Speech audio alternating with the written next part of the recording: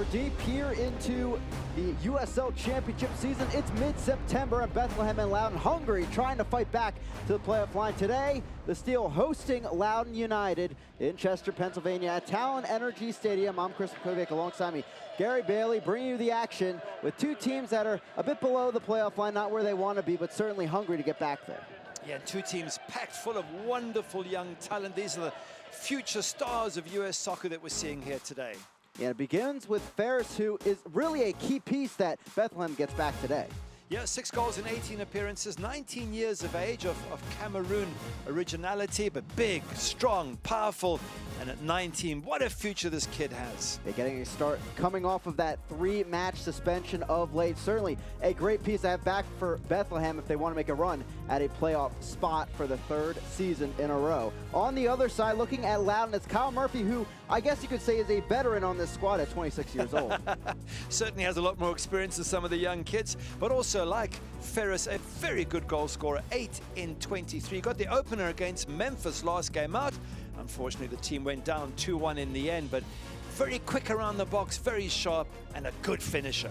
Is someone ready to pounce just like he did back on May 3rd against the same Bethlehem squad? He saw a brace just like Galena on this day.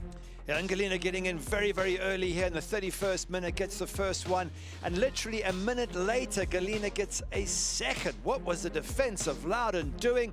It looked like plain sailing for Bethlehem Steel at this stage. But as you mentioned, Kyle Murphy will be the one to get his team back in the action. 37th minute, gets us into the far corner, and he will get his brace. Connor Presley down the right-hand side. He's going to provide a lovely cross for Murphy to get his second and set up for a fantastic finish to this game. And knocking into the back there, and back and forth these two teams went, but it would be Bethlehem with a late opportunity, at least as far as we thought. Yep, Ferris with a penalty, tucks us in the back of the net. You would think it was game, set, and match for Bethlehem, but in the 93rd minute, Orlando Sinclair pops up with the equalizer. Great shot from outside the box here, hits the post. He's the first to react. 3-3, honors even.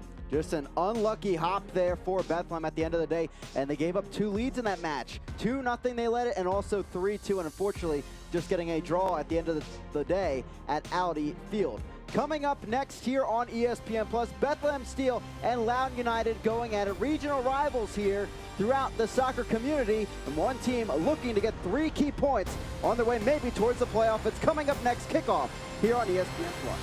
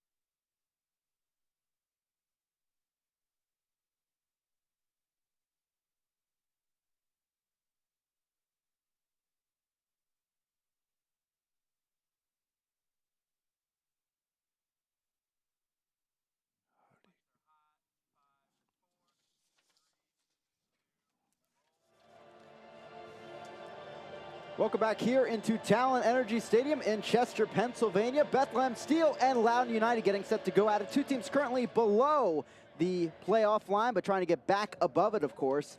And Bethlehem trying to get their 3rd straight season with a playoff appearance. With that, let's check out our starting 11s, beginning with the home side. Today's action, Bethlehem, a new look squad, a few changes in there from the loss to Indy 11. Yeah, 5 changes, in fact, from that loss. Outgoing Nathan Harriel is on the bench along with Shintu and Walter Cortez. Matty Freeze out as well, and King Gay injured. In come Baizu, Ferris, Todd Morton in goal, so Matty Freeze, Matt Real, and the wily old fox himself, James Chambers. Chambers in there as the captain. As we take a look at the away side, Loudoun United, some changes of their own. Yep, 4 changes from their team that lost 2-1 to Memphis. Alka, Alvarez, Presley, Sinclair, and Due. In come Chris, Adoy, Edsam, Young, Jacob Green, Jeremy Garay, and Ku Di Pietro. Yeah, Edwards back in the goal as well between the pipes out there for his 13th start of the season for Loudoun. You can see Chambers standing over the ball. Bethlehem back at home after a tough 2-1 loss to Indy.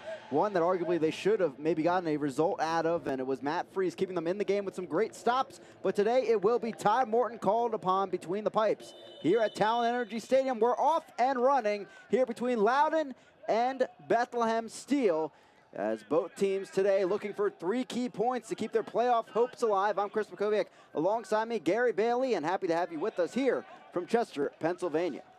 Yeah, vital match for both these sides. They're a little bit off the pace to make the playoffs. Bethlehem Steel 9 points behind Birmingham Legion, and they're in 10th spots, so 9 points to make up there.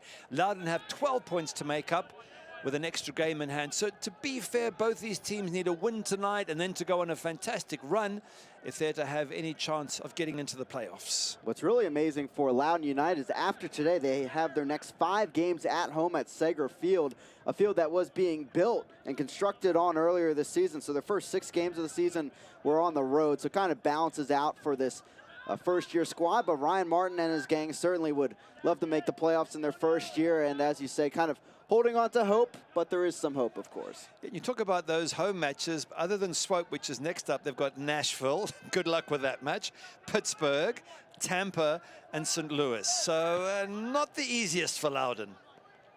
Adoy, Edsam taking it down the right flank. Will go against Sandy. Little flick on down the right side. Here's Yao working it in, headed up and away. As Gary talked about in our open, 3-3 draw between these two. Last time they faced, way back when on May 3rd. Since then, 7 changes to the starting 11 for Loudoun, 3 for Bethlehem, so a pretty similar squad for the home side. As Ku Di Pietro down the right flank. Bit of chaos there for the back line. Back out. Garay swings it over. Quick turn, Wild up and in. What a start for Loudoun on the road. It's Gordon Wild with his 5th of the season. Wow, how quick was that? We're not even 2 minutes into the match, and Gordon Wild has smacked that into the corner of the goal. What a good strike from the 23-year-old of German background, and a good build-up there by Loudoun.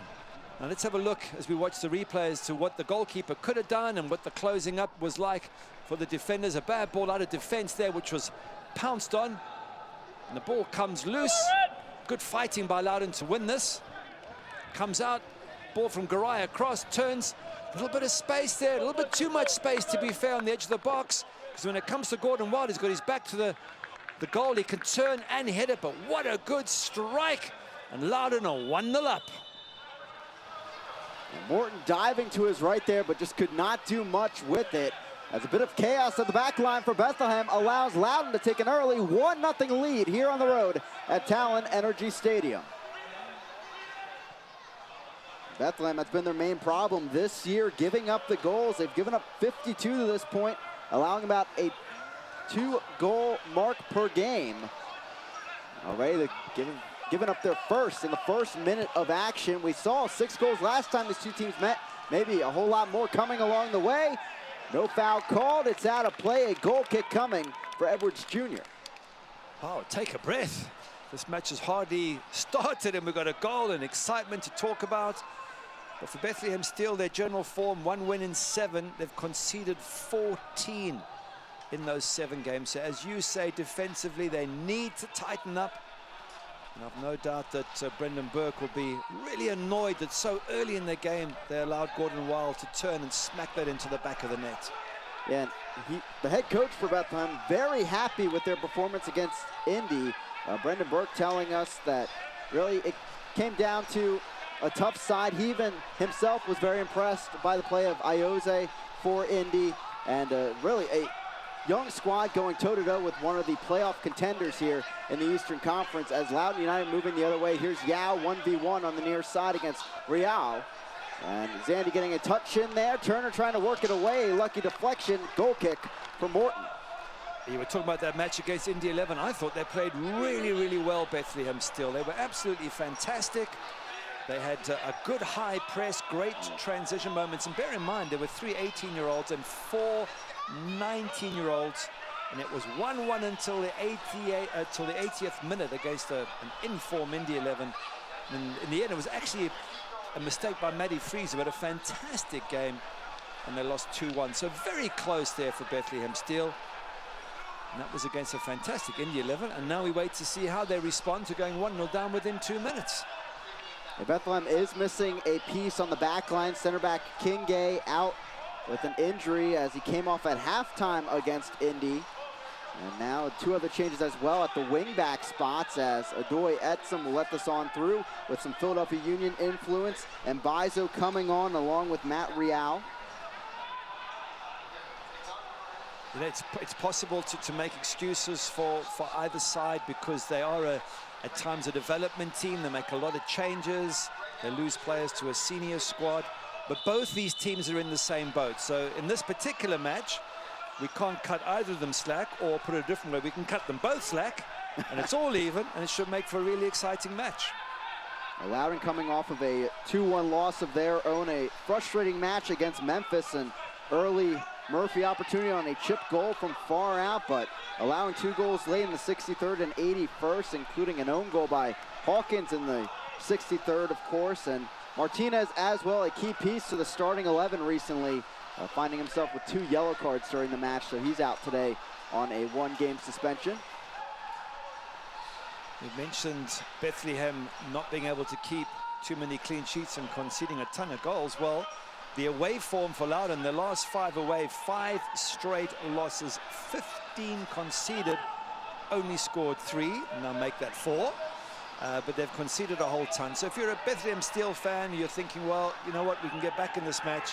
And Loudoun aren't renowned for being tight in defense themselves. Yao trying to find his way down the field through the traffic. He's been strong on the right wing here in the first 7 minutes. Cross in, knocked on by Turner, and it will fall to Zach Zandy. Look at this high press from Loudoun, red shirts everywhere, closing down that Bethlehem Steel defense, and eventually the Steel play through the high press. Bizo down the right flank, he'll play it up ahead. Ryan taking it in, cross, low one, but there is Hawkins to sweep it away. Falls top of the box to the goal scorer, Wild, he'll knock it on. Gordon Wild, spending last season with Charleston Battery, was in the Atlanta United system for last season and the beginning of this season after being drafted by Atlanta.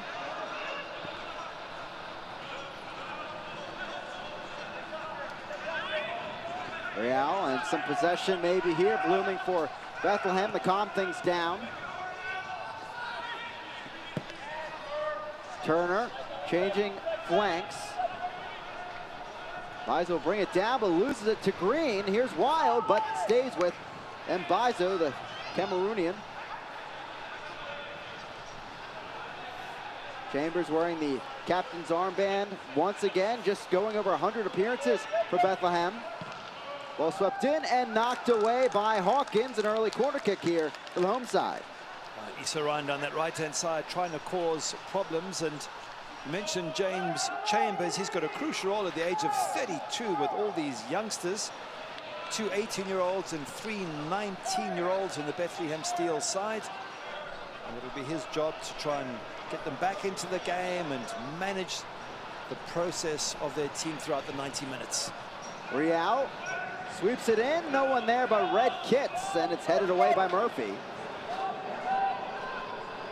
Ryan gets enough of a touch past Yao. He would have had a breakaway there down the field. Swept in, Chambers knocks it on. Here comes Bethlehem, but knocked away on the back heel by Hawkins, and it will be cleared by Loudoun.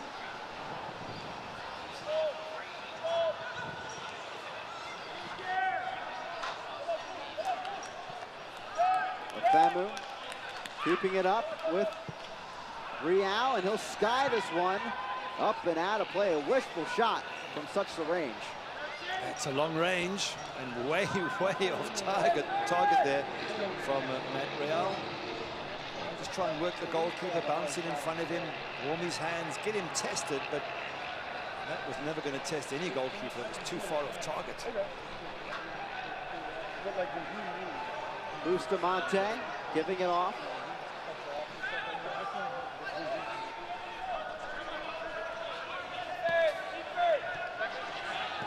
Yao losing it at the back. Here comes Bethlehem. Galena. A miscommunication there with Ferris.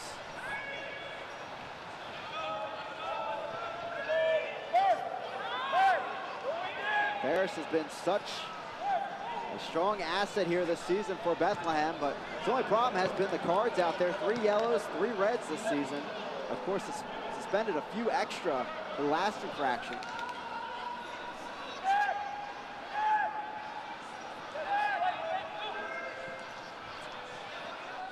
High press coming again for Bethlehem. Chambers trying to get back. Di Pietro cutting that one around Turner.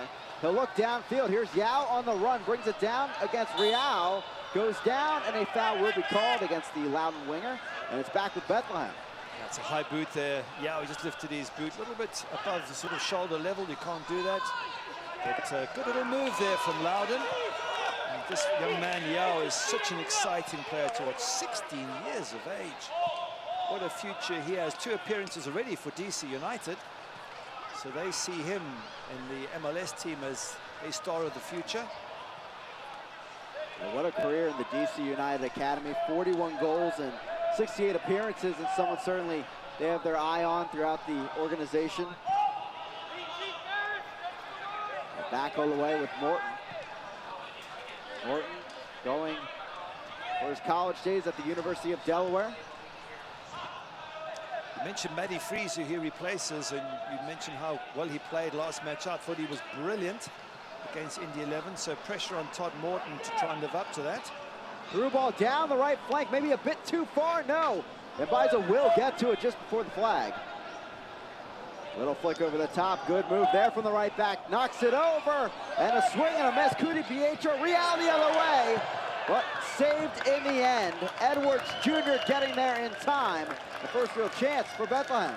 It's a good save from Earl Edwards Jr. down to his left, strong hand. Have a look here at Bizo out wide. He's been bombing down that right flank from the kickoff. Puts the ball across, poor clearance there from Di Pietro. And Matt Real gets a shot on target. Decent save from the keeper. Ferris into the box. Andy on the run. Burforth is there, though, and he'll guide it on back to his keeper, Edwards.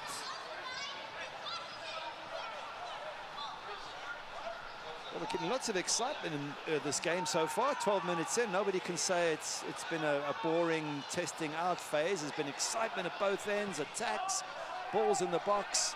Lots of talent on view, and hopefully it remains that way for the next, 78 minutes or so. Well, it's 3-3 last time. The first goal didn't come until the mid-30s in terms of minutes. The foul is called, headed the other way on Chambers. What a match it was. 2 different players with a brace. And, of course, a stoppage time goal by Sinclair, as we talked about. Select is the official ball supplier of the USL Championship and many of the finest leagues in the world. Since 1947, Select has been the leader in soccer ball quality and innovation. For latest Select products and special offers, please visit SelectSportAmerica.com. Ball swinging in, and the Select ball grabbed out of the air by Todd Morton, getting off his line and tested early. Good save from the goalkeeper. He had to come and meet it. There was a challenge coming in, and he was brave and strong, held on to it. As we were saying, with Matty Fries playing so well last week against Indy 11, although he did make a mistake for the crucial goal, Matty Fries. But the rest of his game was excellent. Todd Morton must have put on a good show today. He wants to keep a hold of that keeper's jersey. Tom Morton started the season with Real Monarchs, made his way over to Bethlehem, a bit closer to his hometown of Westchester, PA. For the 23-year-old, as Ferris puts on the pressure at the top, but Edwards will take it calmly back up to Garay.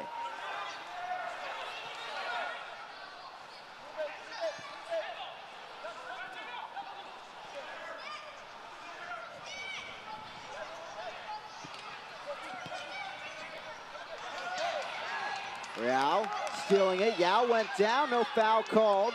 Here comes the left back of Bethlehem. Cutting back over, another chance, skying it though. That's the third shot today by Real from at the edge of the box or just beyond it.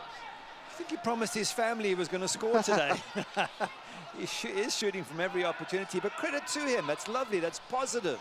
That's belief in your ability. Keep going, and maybe one of them does fly in the top corner in a moment. He does have 1 assist in his 2 appearances for the Philadelphia Union this year. Played in their Open Cup match against DC United, in fact. Adoy Etzem making his first start for Loudoun. Quite the battle so far. Real and Yao going at it. They're swept away, though. Here's Bustamante. Back to Chambers.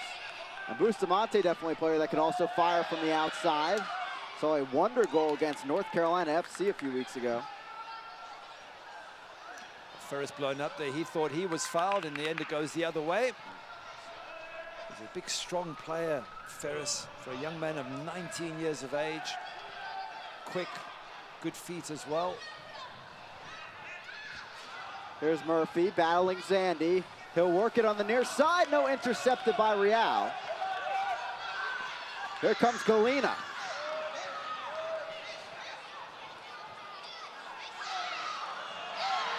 Ferris goes down. No foul, says our head referee. Liz Gutierrez seeing things over today as Turner takes it from behind, and Ferris in his first match back already down here in minute 16. It seemed a fair tackle, but obviously there was some connection there, and the ball played out so that Ferris can get some treatment. And having just come back from suspension, we hope this isn't an injury that keeps him out of the match. But he was going for it. He turned beautifully and was gunning for goal. Have a look here. He turns. He's gunning for goal. Then that's a fantastic tackle coming in there from Colin Verfurth. Then you can have a look. He gets the ball. Yeah, he probably gets a bit of player after the ball, but that's all part and parcel of the game. And let's hope that Ferris is up and about, which he seems to be. Yeah, really incredible that Verfurth was able to get his legs swinging around Ferris in that long stride. Quite the tackle there from the center back. You have to be careful to get the ball first. You have to be careful not to raise your foot after you've got the ball. Real in there, knocked on by Ferris, but couldn't really get control of it, and it's into the hands of Edwards.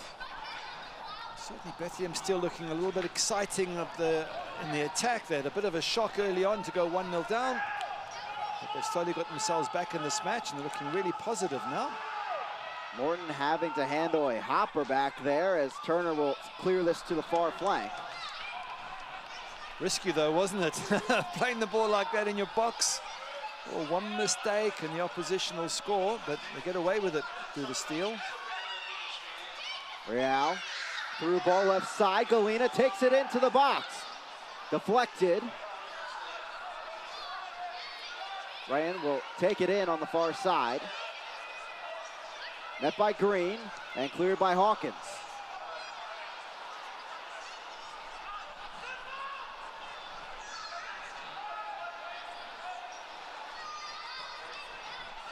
Ofemu takes it in. He had the lone goal against Indy 11 last week.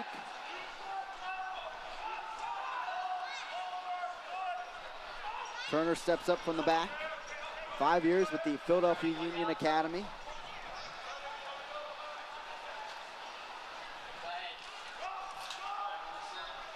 Flicked on, ran on the run, but again, Hawkins will get a stop at the back. Ferris some pressure and forcing the center back to think about things, and he'll clear it into the stands here at Talon Energy Stadium. Good pressure from the steal to force that turnover, and with that, they give the ball away after all their hard work.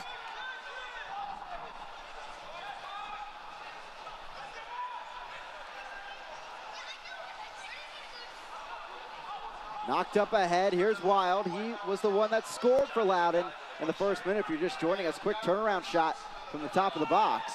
Intercepted, bad pass. Galena on the run. So is Ferris. Galena himself, but knocked away on the tackle. What a chance. Issa Ryan was in there and Galena just couldn't quite get the ball to him. That was a bad pass from Loudoun going back towards their goal that nearly resulted in an opportunity for Bethlehem Steel. Yeah, I'm not sure what Wild saw there in the end. It went directly there to Galena. Here's Zandy, knocks it on to Ferris. Holding the ball up, he goes down. A foul is called against Hawkins. And this is a key set piece right here in midfield. So Ferris is so good. He turns you on the ball. We saw it a few minutes ago when he got that heavy tackle on him. He's so good at turning and then going at you. And that's a really good skill. Let's have a look at it again. Ball comes to him, he's got his back to goal, he gets in front, he starts to turn. I'm not so sure there was too much contact there, but he wins the free kick. We'll see who will be on the end of this one. Bethlehem trying to tie things up, of course. Steel last time these two teams faced were up 2 times, but it ended in a draw. Chambers the shot, and bending just wide. Too far off from James Chambers, and he's an interesting player. At 32 years of age, he's way more experienced and older than anybody else on that squad. And clearly you would think he's there to try and teach the rest of the squad all the professionalisms, the skills, how to cope with the psychological part of the game. And no doubt he does a good job. That's why he's still there. He's the only player that has been with Bethlehem all years of existence. He hit the 100 appearances mark this season.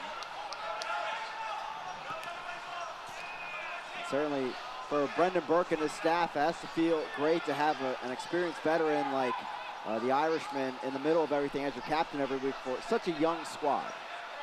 Oh, absolutely, and soccer is not just about your ability to play the ball, it's your ability to understand tactics, pressure, psychology, how do you cope from making a mistake.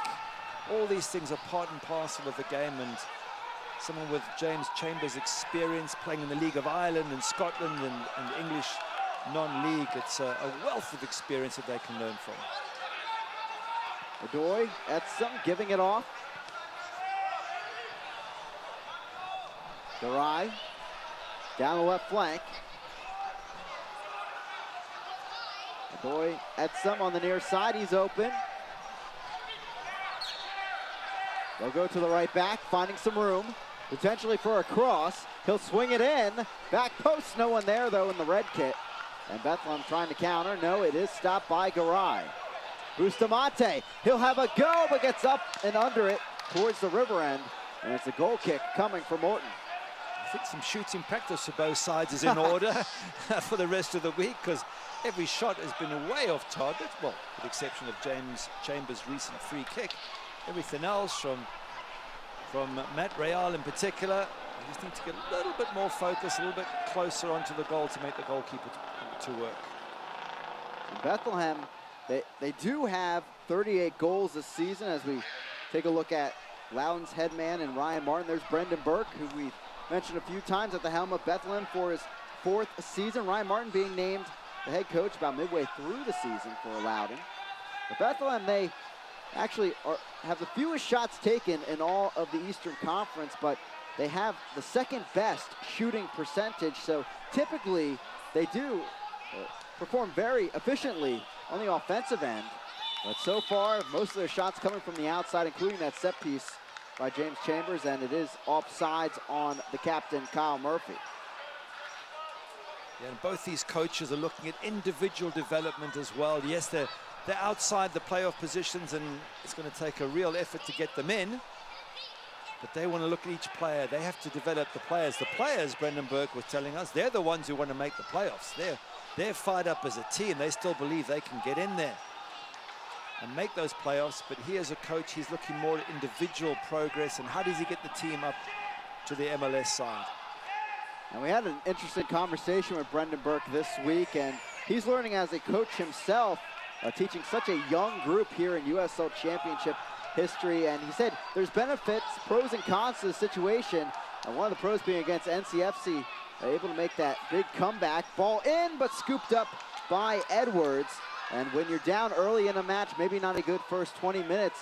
When you're a young player like that, don't maybe remember it as much to try to get back out there energetic. And he said that's one of the pros maybe of the side that he has in front of him. Yep, psychological development crucial. Back the other way, Coup de Pietro onto Yao. He skies it outside of that right post. It's going to be a goal kick here from Morton. That's a good chance there for Griffin. Yao Di Pietro doing really, really well. Yao starts it, plays the ball. Look at that lovely turn from Coup de Pietro. Plays him in. Oh, ball just sort of rolled across him a little bit too far. I thought for a moment he might have a chance of getting a shot on target. Good effort, good move. Yao showing early why he has 3 goals this season in his 11 appearances, as Turner will take it around the back. Ofemu taking it in. Minute 25 here from Talent Energy Stadium in Chester, Pennsylvania. Glad to have you with us here on ESPN Plus. I'm Chris Krakowiak, alongside me, Gary Bailey. 2 teams below the playoff line, but great runs if they can find them towards the end of the season, and they will find themselves in. The chance is still there, although limited. Here's Chambers, captain, trying to find his options out wide. Bizo whips it in. Galena is there, but headed away by Adoy Etzem. And Edwards will clear this with a little lob down the right flank. Turner goes down, but saved by the whistle as Murphy is called for the foul.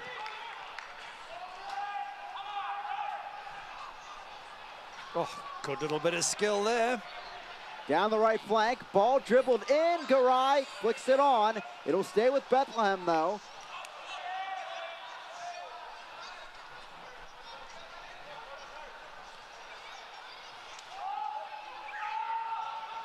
Ofemu. Riviere and Bizo. Rayan down the right side towards the box. Beyond Green, puts it in, but cleared away by Hawkins. Had to make a few of those here today. Ball out of play. It's a throw-in on the far side. That's a good spell for Bethlehem Steel at the moment. Seem to have more possession, more opportunity. A bit of a handball there, perhaps. Either way, free kick in a good position for the Steel.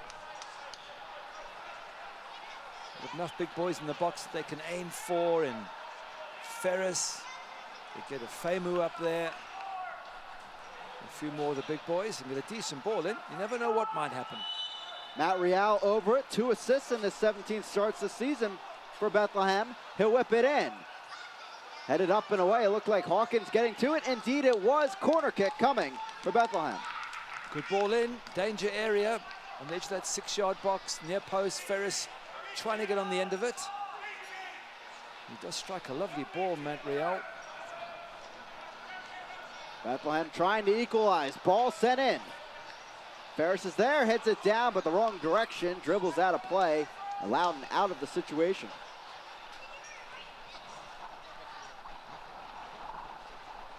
Well, Earl Edwards hasn't had too much to do. Just the 1 save from Matt Real.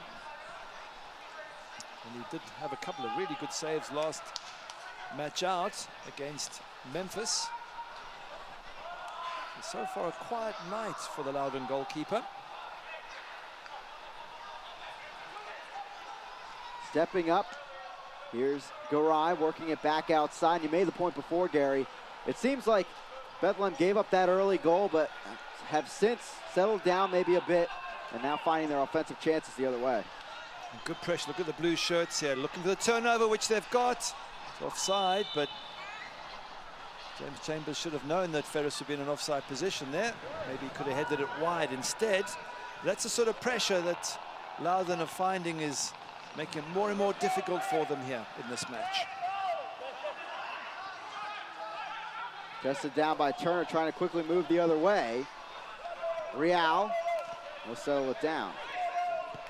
With just weeks remaining, the pressure is officially on. Tune in to ESPN3 on October 2nd at 10:30 p.m. Eastern Time as El Paso Locomotive look to secure one of the final playoff spots, while Fresno FC has its sights set on hosting some playoff games. is Locomotive FC and the Foxes October 2nd.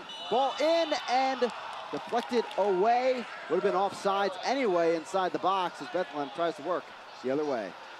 Zach Zandy doing so well there, powering forward and putting Ferris in, and in the end it's an offside. But look at Zach Zandy fighting for the ball here. Brilliant, wins it. Again, takes another challenge, head up, gets Ferris through. And Ferris is trying to get the ball in to Galina. And it just gets cut out, and unfortunately for them, it was offside anyway. Zach Zandy, one of the players Brendan Burke is very excited about, the Villanova product, and came up all the way through the Philadelphia Union system, spending time recently with Red United AC and USL League 2, part of their finalist squad from 2018. And you can see what he can do, divvy things up, and when you have targets like Ferris up top, and certainly make things happen. Yeah, he's a good player, Zach Zandy, but at 23, he's not a youngster anymore. There's 19-year-olds and 18-year-olds in this squad, and if you haven't made it by 23, then the clock is really ticking on you. He's got to produce some great performances here just to move up to the MLS team.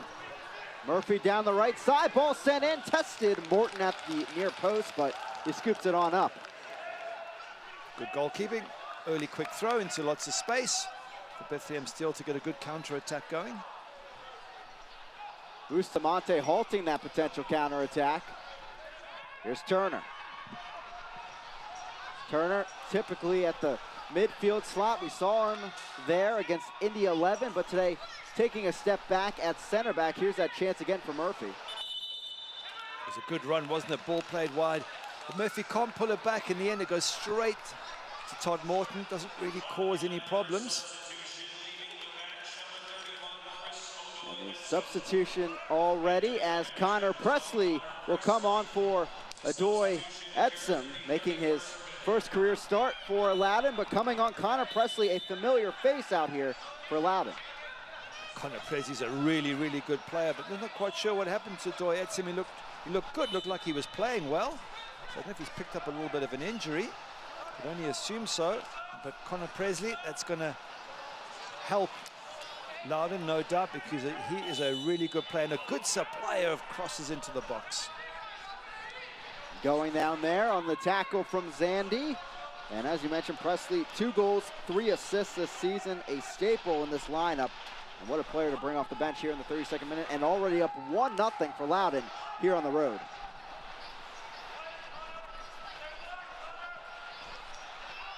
Garay in a tough spot. He'll work it through the back.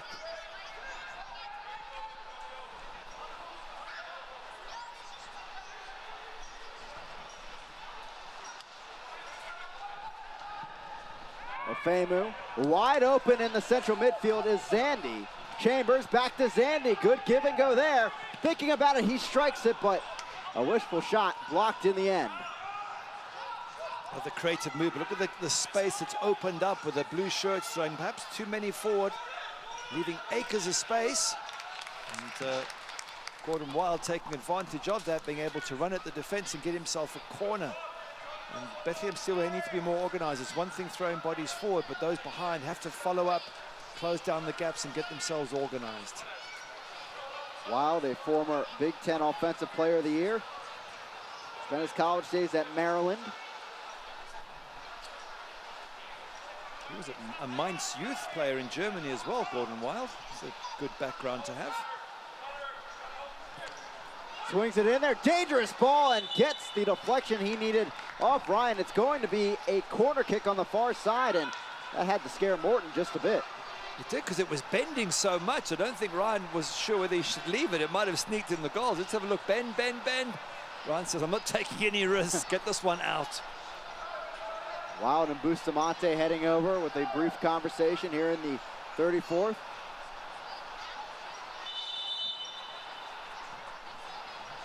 Daniel Gutierrez saying, come on guys, let's go. And it will be a corner taken by Bustamante. Swings it in. Falls free, knocked on, but Morton is there at the line. And it looked like Cudi Pietro didn't expect it to fall where it did. He didn't, but nonetheless, when it did fall, he should have finished it off.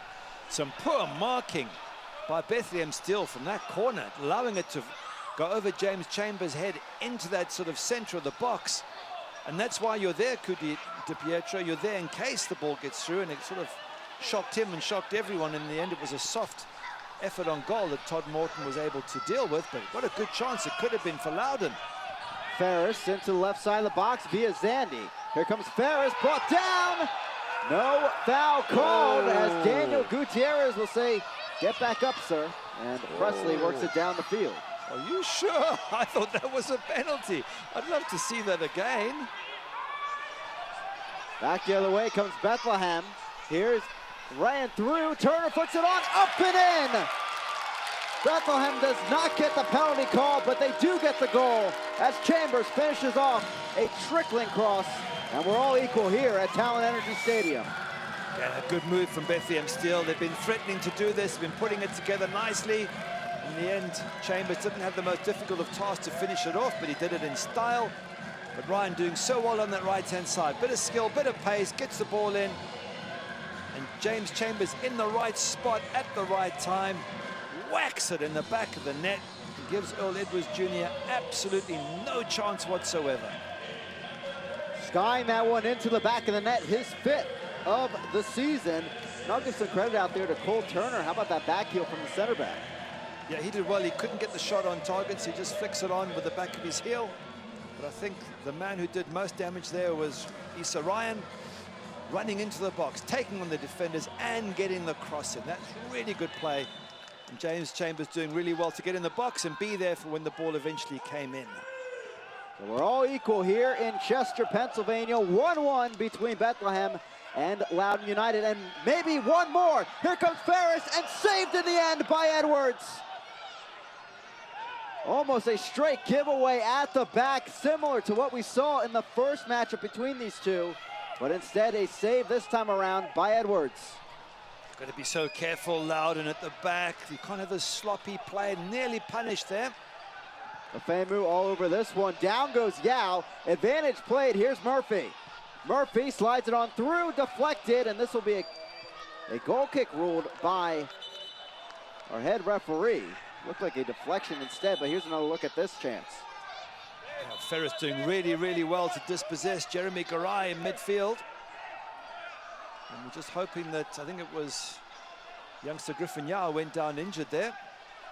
As Ferris is just talking about that opportunity. Yep. Could he have chipped the keeper? Do we give the goalkeeper, Earl Edwards Jr., tons of credit for a great save? Ferris has to be hungry. Potentially a missed PK, and then that chance saved by that man, Edwards, keeping this at 1-1. It will be Wild to take this corner kick.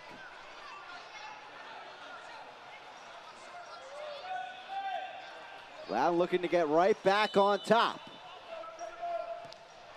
And Swinger headed up and away by Chambers. No, straight up.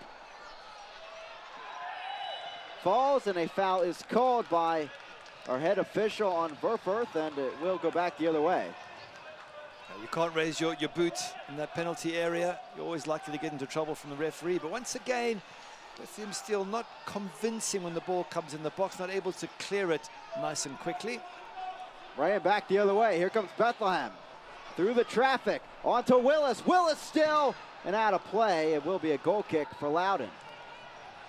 It's Ryan, isn't it?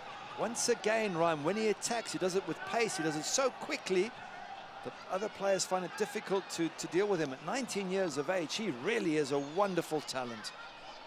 Fans, you can continue to enjoy the USL on ESPN through the 2022 season. The USL is excited to announce that the championship and League One will remain with the leader in sports for 3 more years. ESPN Plus will continue to be the home of all things USL, and at least 19 games a year will be featured on the ESPN family of networks, including 9 games on ESPN Deportes. Continue to follow, support, and watch your club on ESPN and ESPN Plus. Presley on back. Oh, nice flick forward. Di Pietro down the right side. Presley works it in. Light cross, but Murphy the chance, and deflected away by Ofemu and into the arms of Morton. Yeah, Carl Murphy with a good turn there, but defender did well to block the actual shot. That's what Carl Murphy is capable of. Quick turns. It's always a threat around the edge of the box, and he scored twice. when they met earlier in the season. And no doubt he'll be looking to try and get on the score sheet here tonight. Chambers taking it in, and already Bethlehem at 10 shots in this match, 4 on target. Loudoun with 6 of their own, 2 on target. This will be brought back. Offside on Michi Galina. He's got to time his runs a little bit more carefully.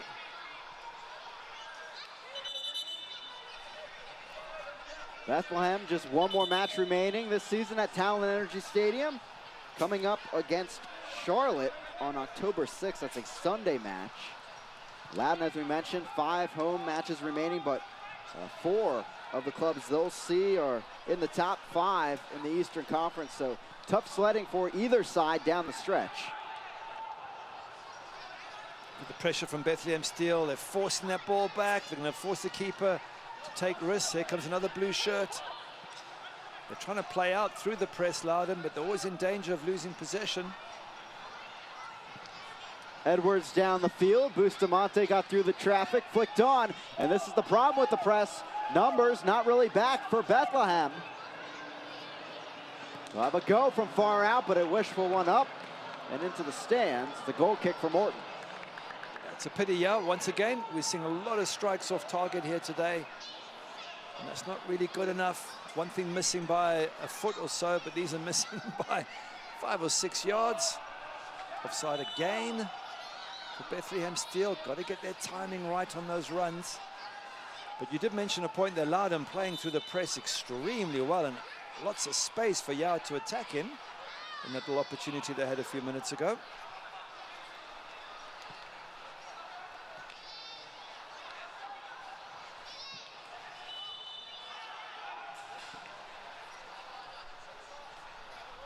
Brought back to Loudoun. They'll have the ball on the far side of the field.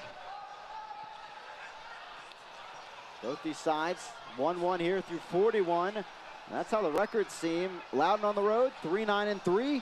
Bethlehem at home, 3-8-3.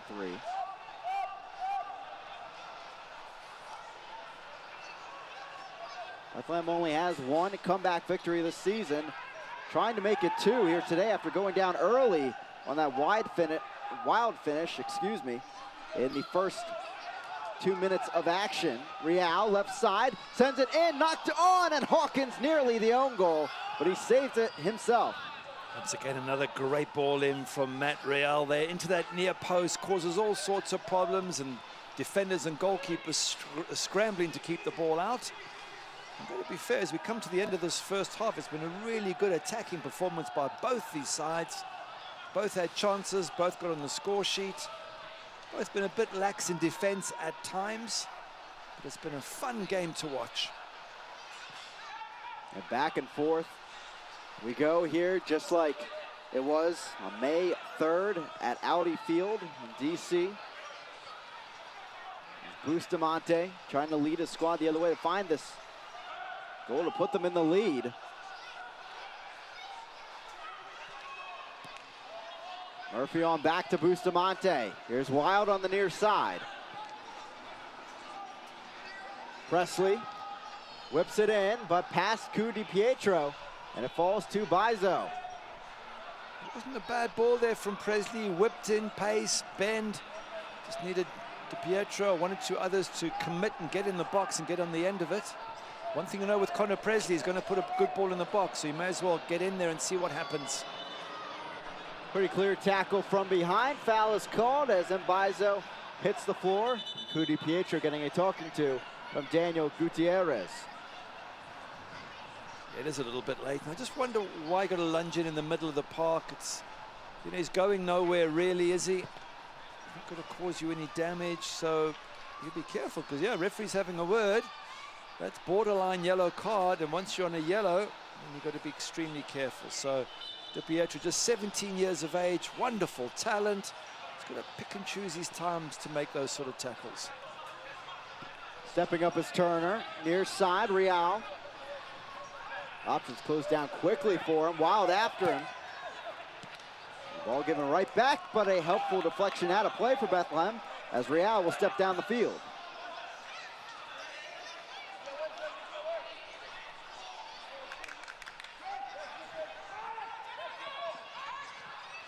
Chambers, the goal scorer so far for Bethlehem.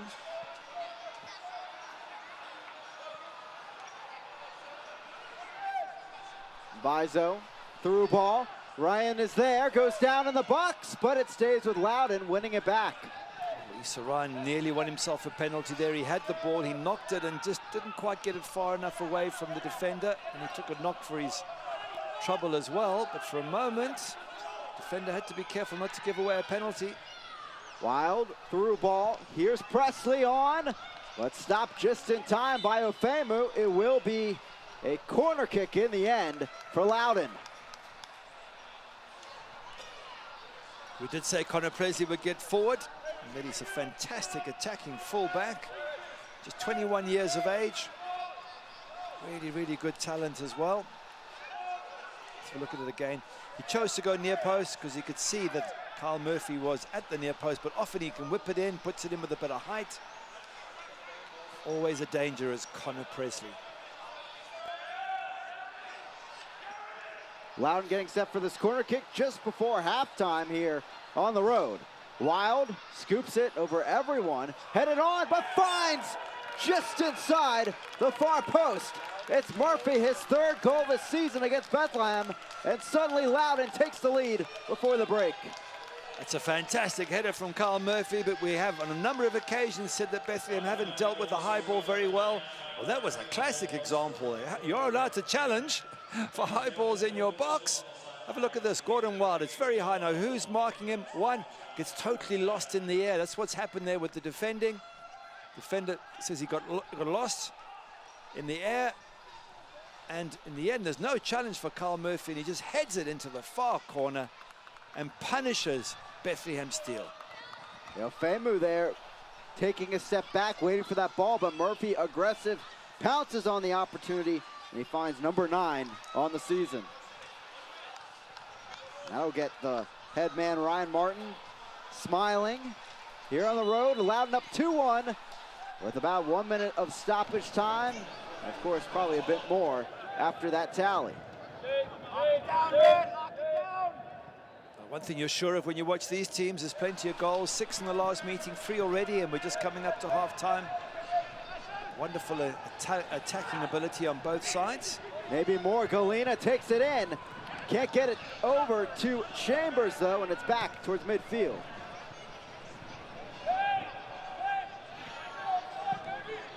Ball whipped in. Presley is there on the back side. Can't really clear it, though. Real. Galena. A good touch there. Galena towards the box. Puts it in, but right at the open arms of Edwards, and he'll bring it in. And Ferris at the near post going down as well. Seems to be having trouble with his ankle. He took a knock early on in the game and goes down again. I didn't see much contact. Goalkeeper doing well. Earl Edwards to gather that, and there you are, halftime for the players. 2-1 to Loudoun at the break. They were up early, gave away the lead, but they got it right back off that corner kick, and a nice header into the back of the net by Kyle Murphy, and the leader in goal scoring for Loudoun gets another this season. Loudoun a good showing on the road so far in today's action. On the other side it was Chambers, but Bethlehem, they were really slow to get going, and unfortunately just could not keep it going throughout the entire 45. Murphy, good header, but it's an error, and I think James Chambers is having a little word with his players there. Gordon Wild early on with the opener. Keeper makes a good save there from Matt Real. James Chambers ends up knocking one in the back of the net. Brandon Burke is upset. There's James Chambers. We've had everything in the first half. We'll be right back.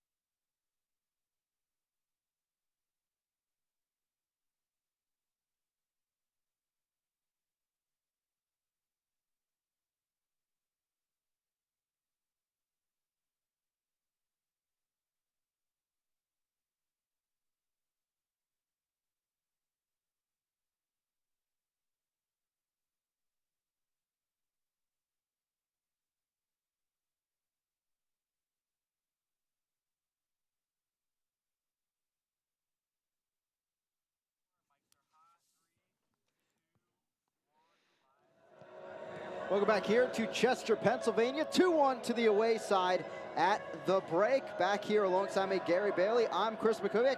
Happy to have you with us here for our halftime coverage and taking a look around the league here in USL Championship. Our team of the week we start out with, and it's Reno getting the star player at Player of the Week. Oh, these are all good players, aren't they? Wherever you look, Forbes in midfield, Stroud playing so well up front, Martinez, Sandoval with plenty of goals, Mazovsky. Wow, what a side to have. A great talent in there. Ayoze, obviously, a player that Bethlehem saw last week and they were impressed by, as Brendan Burke told us this week. And also Sandoval, great goal he had last week. Check that out if you have not gotten to, of course, as we check out our Golden Boot race at this point. And I don't think it's really a question. Solo Asante at the top of it, along with assists this season. Solo's just different class. He's just a wonderful, wonderful player. 15 or so caps for Ghana. It's a top soccer nation. So he really is a talent. And the rest of them all fantastic strikers. Danny Rios was 17, Martinez 15, Gonzati and Adam Jean also of Phoenix Rising. So Phoenix scoring a ton of goals this season. Yeah, typically a good sign when you have two of your players in the top 5 in the Golden Boot race at this point in the season. Looking at the goalkeepers overall, former Bethlehem and Philadelphia Union facing John McCarthy, but getting it done with Tampa Bay Rowdies this season. Yeah, Zach Loudoun for Phoenix. He's been decent with those 13 clean sheets, hasn't he? Fantastic season he has had. And all these are the teams that are doing well. Tampa Bay Rowdies with John McCarthy and Ketcher with El Paso. And that's a really good performance, playing for El Paso, 10 clean sheets.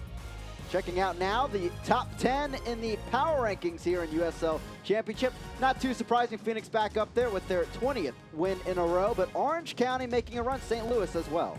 Yeah, Orange County 5 straight wins back-to-back, so other than Phoenix Rising, they're the best formed team at the moment. Indy 11 are climbing, New York Red Bulls back up there. Pittsburgh have had a fantastic second half of the season. Tampa just losing a little bit of its edge. Fresno 2 losses in the last 3, which is surprising for them. St. Louis moving up from 13th to 8th as they start racking up a few wins to make sure they're playoff places. And Nashville, well, they just haven't moved. St. Louis and New York Red Bulls 2 going at it tonight in Wednesday Night Soccer, but our next edition of USL Championship Wednesday Night Soccer taking us out west, it's El Paso and Fresno.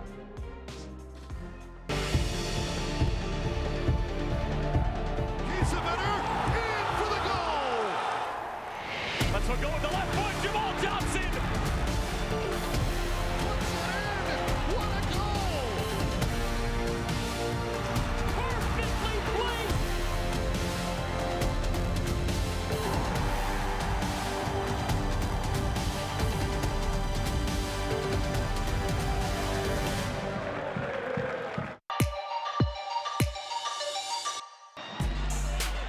With one touch to settle, and now it's by the top of the net. Flag stays down, and Indy 11 has a 1. Ball strung towards the 18, headed on, and headed home. Inside, glancing header, and he caps it off with the goal of the night. I think they want dangerous play call. That one served in the back of the net. Fresno out of nowhere. Milton serves it in to the back post. It's off the woodwork and it's in. That's in the back of the net. Another cross into the corner, and Hubbard does even better. Moberg's gonna take a shot on goal with a cross and a fantastic save. Good shot for Blackwood. Nice play by Van Oekel To force him to give the ball up. Illich saved.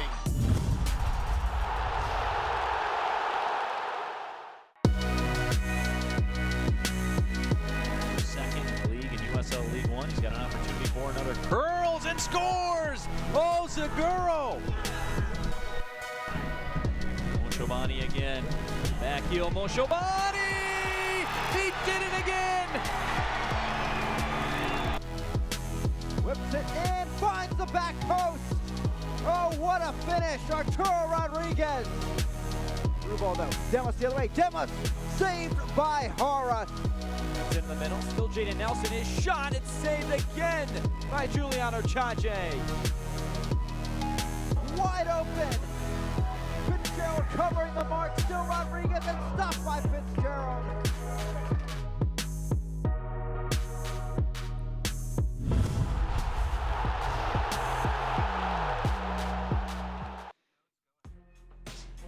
scores from around USL Championship. As we mentioned, Phoenix rising up to the big 2-0, 20 in a row now for the side out in Arizona. But on the Eastern Conference, starting to see some of these teams clinch the playoff spots. Indy 11 and Red Bulls 2 up at the top.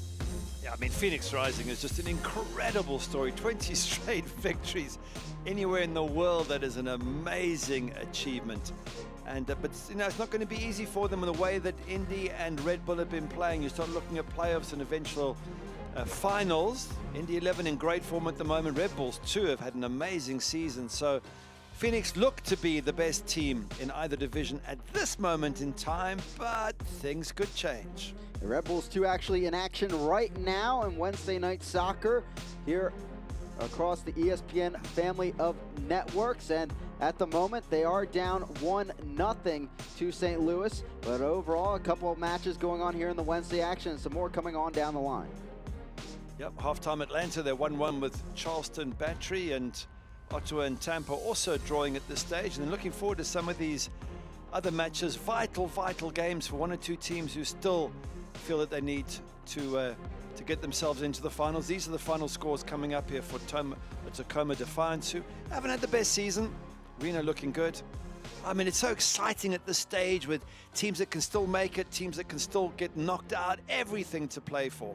Yeah, we'll see Fresno also in action tonight, up there with Reno and Phoenix out in the Western Conference. But in the Eastern Conference, as we mentioned, the Red Bulls, Indy 11 at the top, and really a lot of these teams in the top 5, the gauntlet coming up for Loudoun United. Yep, Birmingham Legion, there's the spot to aim for if you're Loudoun or if you're Bethlehem Steel. Can you get to 36 points? Can you knock them off? St. Louis 1-0 up at the moment in their match, so they're looking like they're on a good run. They're going to secure their playoff place in the next few games, and Ottawa Fury drawing at the moment. So yeah, it's still very tight there.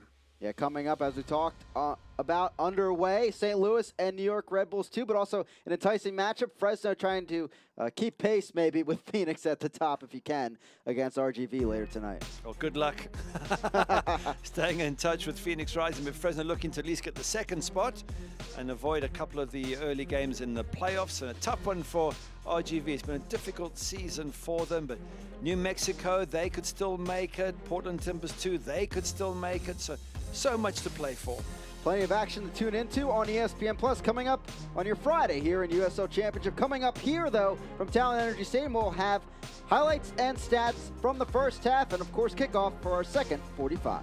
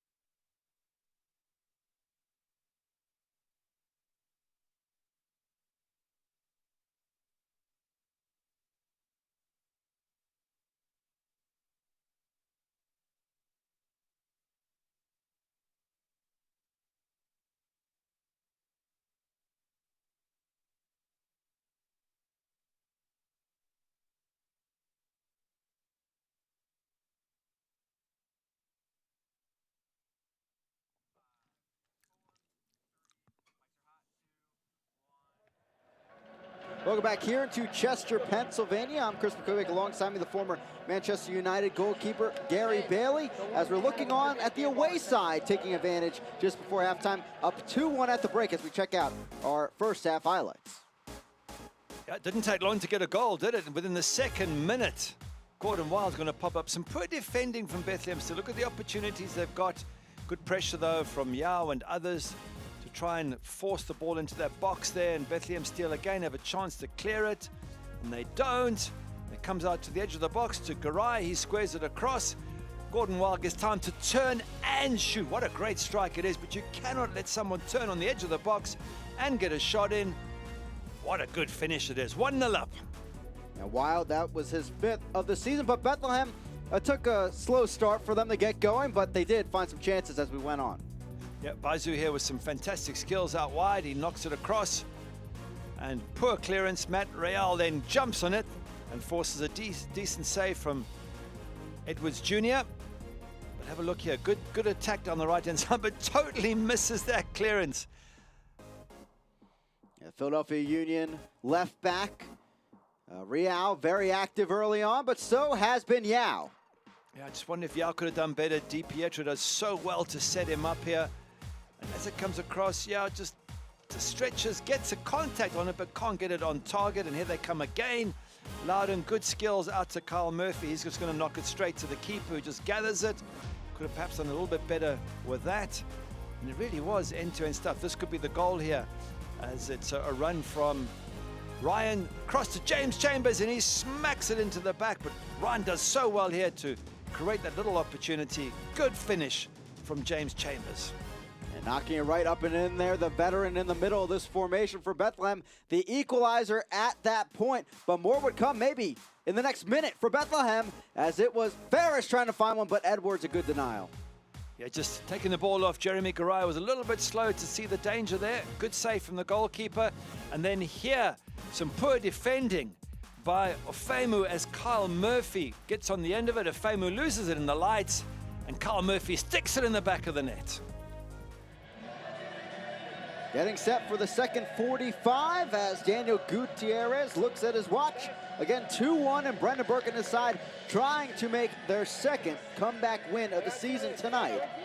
As the whistle is blown, we're off and running. Loudoun up 2-1 here at the break. There's already some early press coming from Loudoun, and we saw that corner kick goal from Murphy just before the break, Gary. It seems like in a few of these corner kicks, Bethlehem maybe the defense just watching, not very aggressive on their marking and the set pieces. Yeah, there have been poor defending high balls, but it seemed Ofemu was holding his head up looking at the lights, as if to suggest that he lost the ball in the lights. But the lights have been on all game, so you've got to get used to that. You can't let that, affect you. But certainly, it was an entertaining first half. Opportunities for both sides. Good pressure, as we see here from both sides. And lots of talent on show. If you're a coach, you might look at the defending and say, well, it could be improved. But if you're a spectator like us, you're looking at all the positive attacking football and saying it's really enjoyable to watch. It's been as exciting as that 3-3 draw back in May. And here comes more. Bethlehem on the run, out to Galena. But offsides as the build-up again for Bethlehem find themselves with the flag up. It happened a lot in the first half for Bethlehem Steel, caught time and time again offside. And I just wonder if the likes of Galena need to keep an eye on the back line and just pick their moments, and if they're in an offside position, come straight back onside. Something they'll learn. It's a young side. Galena's only 19 years of age, so I'm sure his coach, Brendan Burke, will have a little chat with him about trying to keep onside as often as possible. That's already in minute 47, the 5th offsides call today against Bethlehem. As Galena back the other way, here's Ferris, contact by Presley, knocks it on. Zandy on the run, and Zandy finishes it. We're all level again here at Talent Energy. It's 2-2, Loudoun and Bethlehem. It's almost a carbon copy of when they met and drew 3-3 earlier in the season. They've been trading goals, and what a good finish from Zach Zandy. We spoke about him and how good he is as a player, and he had that chance and he finished it off. But have a look at the build-up here. Galena, lovely ball through, and it's Ferris who's going to just slip it through. His awareness of Zach Zandy on the overlap is what makes this possible. Well done, Ferris. Good finish, Zach Zandy. Well, Ferris putting it on a platter, and he will more than likely get an assist on that one as Zandy puts it home for goal number 3 of the season. But a good point within that, Gary, is that Ferris, he was gone the last 3 matches, but the numbers he draws from the back line, the attention with his big body, maybe allowing Zandy to find some open room there. Absolutely, and the awareness, and maybe Zach Zandy gave him a big shot, but he was aware, Ferris, of that run, of how to play the ball in, and that's why I think he's such a good striker. Ferris, 19 years of age, big, strong, good feet, good header, and very clever and tactically aware. So we're about a game and a half between these two in the matchups this season. We have 10 goals. So I'm going to guess we're going to have some more by the end of this match as Edwards tries to get this out of the back. If you're either coach, you would be happy with the attacking flair, but you would be also a bit concerned about how easily they're breached. And we said it at the start of the match, for example, Loudoun, the last 5 away, they've conceded 15. That's 3 goals per game. You can't do that at the top level. Brought down. Here is a chance by Ryan, and scoops it home.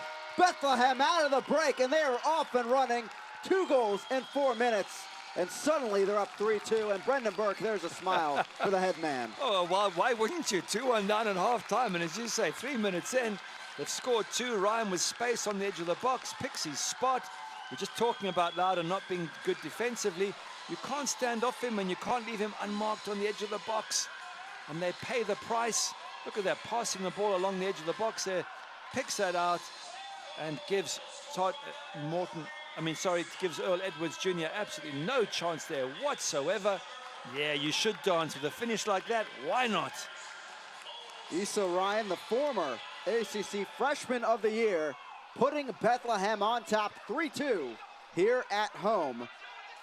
And really a deserving finish as well. He's had a strong game to this point tonight. He has been very impressed with Ryan, his ability to run at defenses and create problems, and at 19 years of age, what a talent. Is there more coming for Bethlehem? Real out wide. But offsides number 6 here today. 3 goals, but still troubles there on the attacking front. That's in 6 games now. Loudoun conceded 18, average of 3 per game. If you're Ryan Martin, you're going to be looking at saying, we need to work on our defense, we need to improve our defense, we need to learn how to keep clean sheets. As a player improving in the game and learning your trade, defense is absolutely a crucial part of being a top-class player. Knocked on, here comes Murphy the other way, a dribbler, but Morton will let that go out of play. It is concerning from the point of view as well that this is a Loudoun side that has shown they can have that defensive performance out there. At home at Segra Field a few weeks ago, they put a 4-0 spot up against a playoff contender in North Carolina. They've had the odd game where they've been able to do it, but it has only been an odd game. It's got to be something you do regularly, and especially away from home, they've been very poor. And away from home is where the psychology, the mental strength comes into it. So no doubt Ryan Martin will be working really hard with his team on that. And Bethlehem Steel are not going to avoid any criticism as well, because they too have been a bit leaky in the back, conceding 14 in the last 7. That's 2 per game. And again tonight with 2 more. So lots for the coaching team to work on both sides. Real left side looking for more. Sent in. Ferris goes down.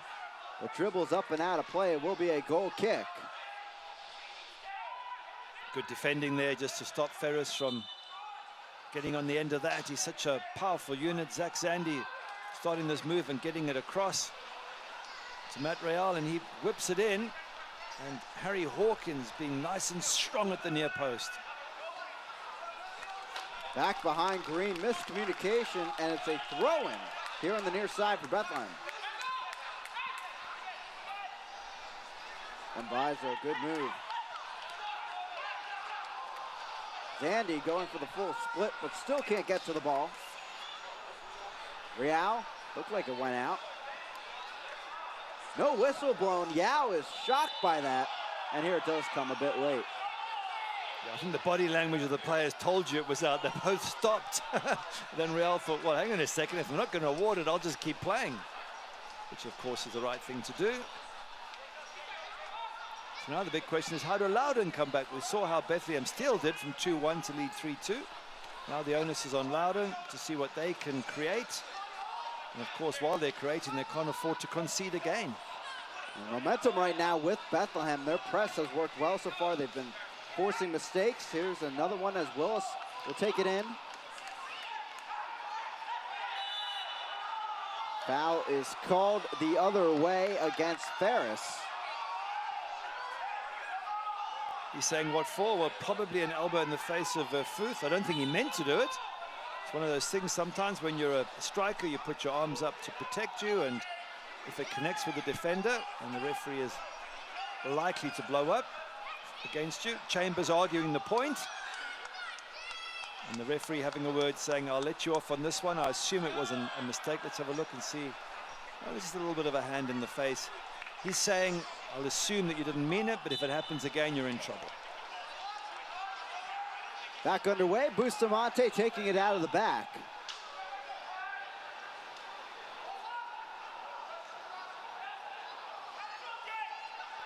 And both these teams a good distance from the playoff line, but a win by either side would be really welcomed by both managers as they try to make the playoffs. Offsides flag on the far side. Let's bring us back for Loudoun. As Bethlehem, they're young overall, just their 4th year in existence, but they've made the playoffs the last 2 years, trying to make it a 3rd straight, but a wishful task at this point as they are a good distance away from Birmingham. Yeah, 9 points behind Birmingham Legion, but a win tonight makes it 6. You still have to go on a fantastic run. But again, Brendan Burke telling us when we chatted to him this week that the players really believe they can do it. They're pumped up to do it. Whereas his job is to look more at individual growth and improving individual players. The players themselves are saying, no, no, no, we want to be in those playoffs. Ryan winning the ball back.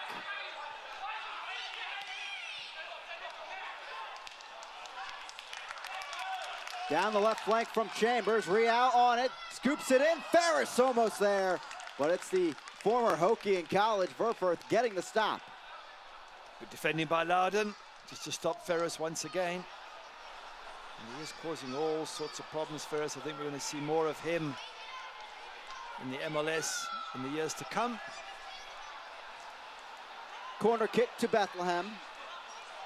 5th of the match.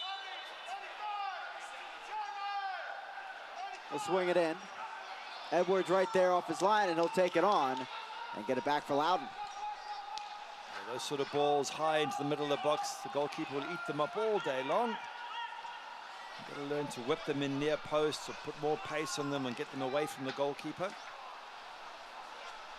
Presley on the far side with a throw, and a reminder, he did come on about 30 minutes into the first half, so Loudoun is down a sub at this point.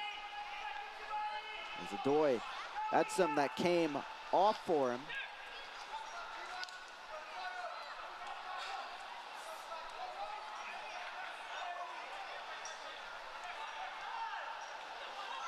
Cudi Pietro cutting over, Murphy wide open, he'll take a chance, Bender, and just wide. Wow, that wasn't too far wide. What a good strike from Kyle Murphy. For a moment, I thought it might nestle up in that top corner. I'd like to see it from a different angle. This is DiPietro once again getting the ball to Kyle Murphy. It didn't seem like it was too far wide. Goalkeeper was scrambling. Todd Morton trying to get on the end of it. That's how good Kyle Murphy is, creating opportunities, sensing how to score. And he scored twice against Bethlehem when they met previously. No doubt he wants to try and do the same again tonight. Kyle Murphy winning an ACC title at Clemson over his career there with the Tigers, and then of course stints with San Antonio and RGV through the USL Championship. Ryan flicks it over, Zandy trying to bring it down, he will. And Bizo puts it in, scooped up and off target, headed out of play by Hawkins. And again, Galena can't find the back of the net. I don't think Galena can believe that he missed from there. He's only 2 yards out. Ball was whipped in from Bizo. Starts off here, getting played wide. He comes in, whips it in, and you're thinking, what he's got to do, Galena, is make a decent contact, and it just comes off the edge of his ankle. Zandy the short route at the end line is Galena, he goes down. Oh, they're saying that he dived. And a yellow card shown to the Bethlehem forward for simulation. And it will be a free kick just like that, an interesting call. I'd like to see that again. The referee straight away, I thought maybe this is a penalty. The referee says there was no contact whatsoever. Galina turns, steps. Oh, the leg came across. Wow, that's a close one. Di Pietro put a leg out. And generally speaking, you put a leg out, you are likely to get the penalty. So, unlucky Galina. Second yellow card this season for native of the DR Congo. And that's a situation where if there's contact, it's a penalty. But in the end, Daniel Gutierrez saying that he hopped over the outstretched leg. Yeah, there was definitely an outstretched leg. It's just, you're right, it's whether there was contact with that leg, and, well, generally speaking, that's given, but not in this case.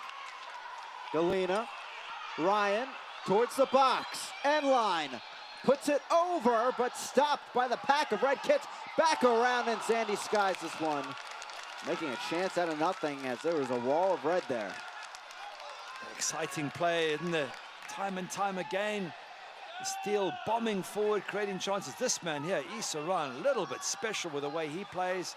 Now, what are you doing back heeling the ball out there if you're Harry Hawkins? Just boot the ball clear. No wonder they get themselves in so many problems, Loudoun. You can't play out from the back when you're under that sort of pressure. Di Pietro quickly the other way. Here comes Loudoun. Around him, Bizo, he goes down, no foul. And letting the players play still here into minute 60. Substitution, Andrew Loudoun will come on for Kyle Murphy, and that is an interesting sub, bringing off the top goal scorer for Loudoun, trying to make the comeback. But it will be another experienced player in the 27-year-old out of Erie, Pennsylvania. I could only assume that Kyle Murphy's feeling a little bit of stress and strain and tiredness because he's their main threat. He's their goal scorer. He's the one who's coming closest with chances. So you wouldn't have thought he would have been the obvious one to bring off, but as I say, maybe he feels he hasn't got much left in the tank, and they want to bring on someone with lots of fresh energy and fresh legs. Loudoun spending last year with the Pittsburgh Riverhounds, 2 goals in his 16 appearances this season for Loudoun. Ball over the top, a good run by Chambers, the captain for Bethlehem, but a quick turn by Hawkins will get out of the situation. Presley trying to make one of those classic runs, but he is giving the ball away, and Chambers back into the box, but past Zandy, it's back to Edwards. And Loudoun will get it started again from the back. With just 2 weeks remaining, the pressure is officially on. Tune in to ESPN3 on October 2nd as El Paso Locomotive look to secure one of the final playoff spots, while Fresno FC has its sights set on hosting some playoff games. It's Locomotive FC and the Foxes, October 2nd for Wednesday Night Soccer on ESPN3. Down the right flank, here's Presley. Real winning the ball, 1v1, and he gets it back.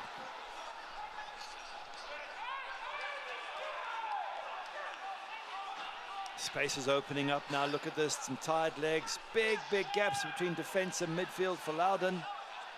Zandy, he'll have a go, deflected by Verfurth. Ferris. Loudoun there. Can't get it back as Bethlehem will continue the attack here in the 62nd.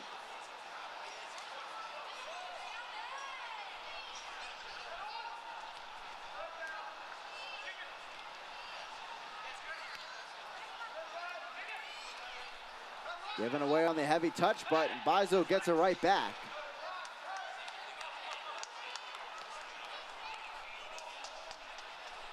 Bethlehem still looking very comfortable now. The 1-goal lead at home, containing possession.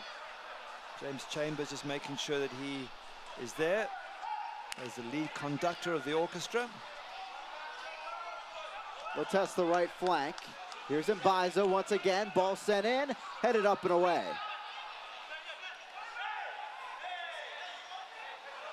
Willis taking it on, coming off of some caps for Jamaica in the CONCACAF Nations League. Ryan. End line, puts it up. Ferris, he thought about the bicycle kick, but let it go on to Presley.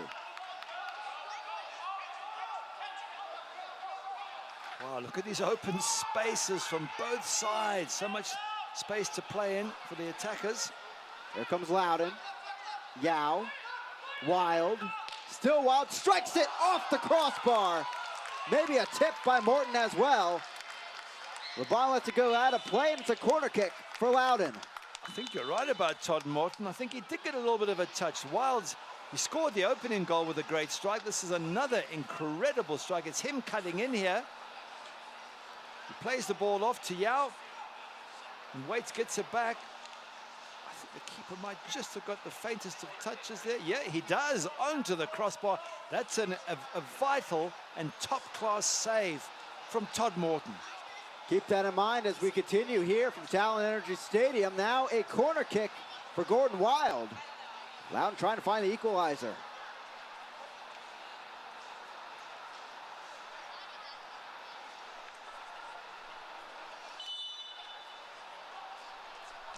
Ball whipped in. Willis gets down for that header.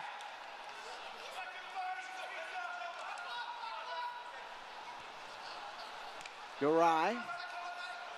Loudoun.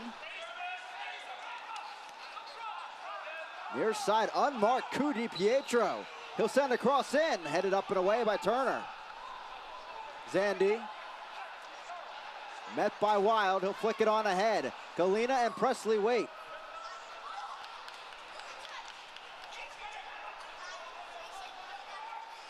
Ferris. Still Ferris. Into the box. Puts it over, but Galena can't get there in time. Ferris had the right idea. I think Galena just tripped up and lost a couple of yards, and Ferris put it into where he thought he would be. He wasn't to be there, but Ferris, once again, such a clever player. Aware of where Galena was, trying to get him in, trying to find him. As I said, I really would think that Ferris got every chance of going on to be top-class player in the MLS, and that we'll see a lot more of him. He has all the attributes that one would need to be successful. At just 19 years old, out of Cameroon. Ball struck by Yao, back to his own rebound. Trying to find the angle, out to Presley. Presley now. Whips the ball in, service, back post, but headed up and out of play by Mbizo. Corner kick for Loudoun. Mbizo not quite sure who was behind him, so decided to play safe, knock it out for the corner. Sensible thing to do.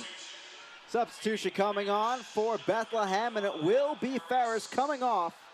And his first game back from that 3-match suspension. Coming on will be Borgelin, 1 goal in his 17 appearances.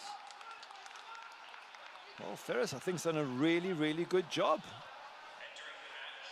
He may be feeling a little bit tired, having run himself into the ground, but he can be proud of his achievements. He certainly has played well in every sense. Caused so many problems for that Loudoun defense. And now we have a 17-year-old coming on for a 19-year-old. Amazing how they find this young talent. Young player for a veteran. Borgelin coming on, 2 years with the Union Academy, 14 goals in his 39 appearances.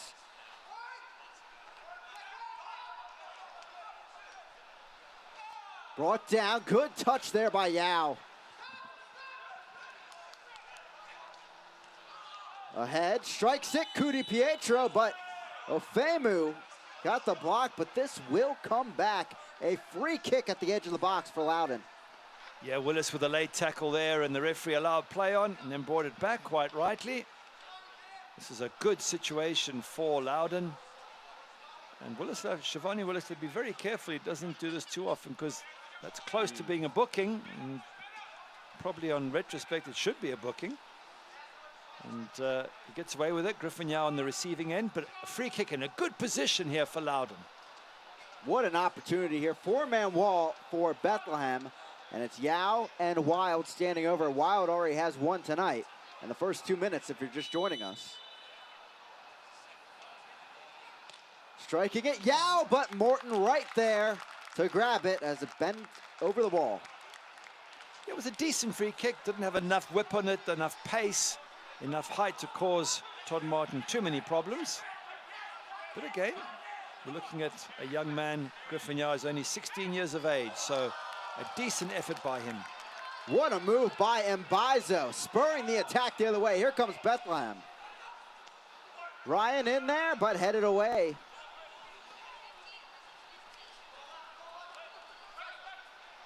Yao going down, Mbaizo the contact. Whipping it is Willis, trying to take a check on everyone's attention span, but Yao right back to his feet. Good sportsmanship there by Mbaizo. Once again, we're seeing shooting that goes way over the crossbar. We haven't really seen much in the way of good shooting here tonight.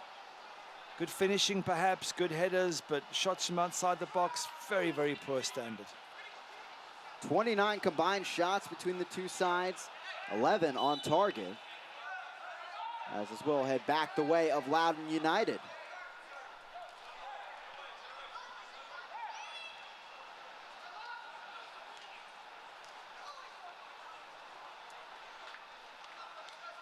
Loudoun getting set to make their third and final substitution here in the 69th as they continue this attack.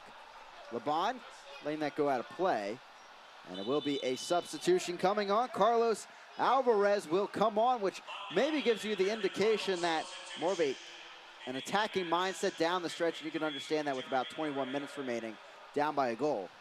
Yeah, Garay, youngster, 16 years of age, and you're right, they want to just liven things up in that midfield and see if they can get themselves back into this game, Loudoun.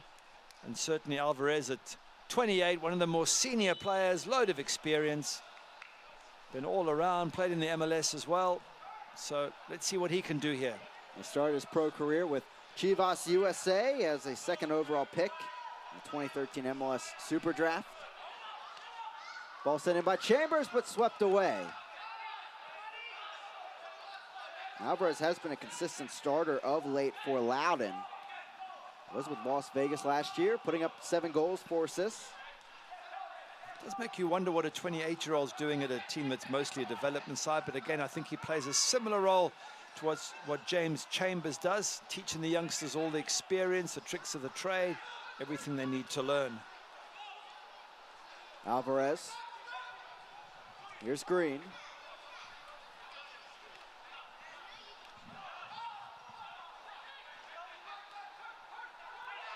Quick turn, Cudi Pietro getting through traffic, tried to knock it on the Wild, but it's right into the feet of Morton. Cudi Pietro, so clever with his feet there, great little bit of skill. And Gordon Wild is just a bit of annoyed with himself. He didn't read it or the ball didn't come to him. But Di Pietro, what a talent at 17. Down the left side, too heavy of a touch though. Loudoun trying to build ahead, Bustamante.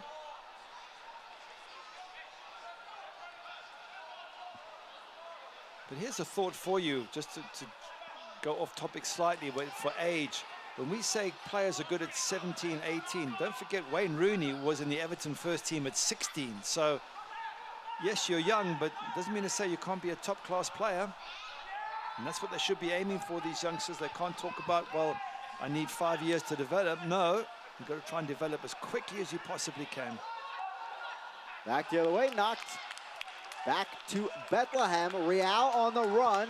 Some numbers blooming for Bethlehem. Ryan on the near side. Flicked on, deflected back. Ryan still with it, met by Yao on the near side. He goes down. An easy foul call in the end against Loudoun. And as you can see, Ryan felt the contact went down.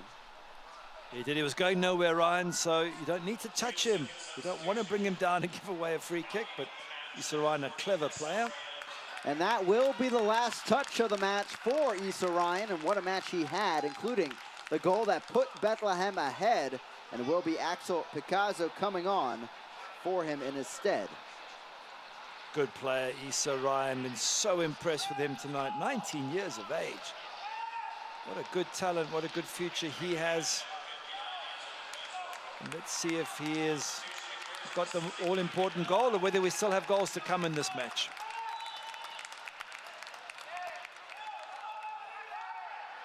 Ball sent in on the free kick.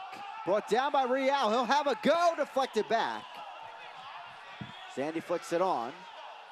And fisted away by Edwards. On the back end of that, James Chambers very frustrated as they did not wait for the substitution to fully occur as the ball came in. Picasso on back, and Chambers will work it around. Turner, through ball, past the traffic. Up ahead, deflected by Verfurth. Here's Real. Presley turning the other way, he'll knock it on. Here comes Loudoun.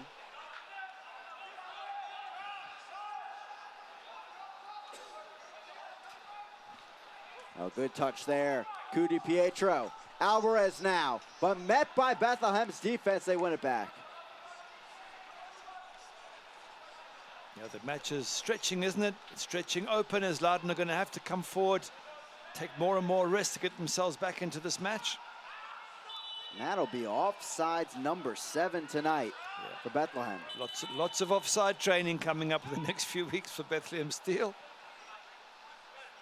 And something's happening with the coaching staff or the substitutes on this side as the referee Daniel Gutierrez comes across. Can't quite see who he's talking to. It is with the 4th official, and it may be based on that recent substitution, as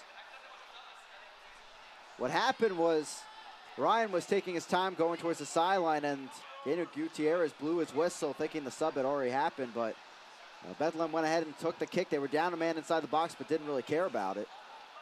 But James Chambers did notice it towards midfield, and of course you want that sub to fully happen even though it's way away from the play in that moment.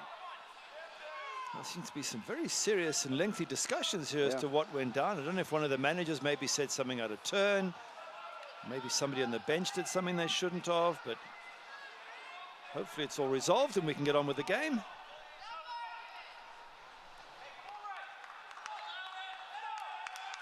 Daniel Gutierrez ready to get back underway here at Talon Energy Stadium. And there's the whistle, we're off and running. Fans, the USL unveiled its elite youth platform, USL Academy. This allows clubs at all levels across the USL to develop its local youth and compete at the highest level across the United States, including the USL Academy Cup. For more information, visit uslsoccer.com/academy. Stretching the length of the field, here's Presley. Past Real, but bodied away. Given right back though, here's Wild. Alvarez stopped on the tackle by Willis, and it's cleared away. That was Cole Turner at the back taking a huge risk and losing possession when really he should have just been clearing his lines. Lucky not to be punished. Presley back with it. Low one sent in, but cleared away. Out of play, though, as Real makes do with what he had, and it's a corner kick for Loudoun. Pressure coming from Loudoun. This is so similar to when they first met and drew 3-3. And here we have Loudoun on the attack trying to make it 3-3. Strike from far out, but that's sailing well away from goal, and it's a goal kick here for Morton. And very important for Bethlehem Steel how they play out these last 14 minutes or so. Can they do it professionally? Can they close the game down? Or are we going to have a situation where Ryan Martin's team are going to work their way back into this match to take away some points? This is professionalism. This is what developing players is all about. You want to be able to see them close out games. Borgelin couldn't get through the traffic.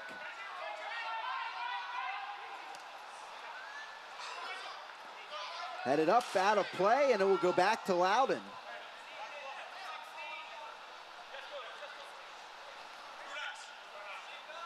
Back out another throw, and Bethlehem won't be back home again until October 6th when they host Charlotte.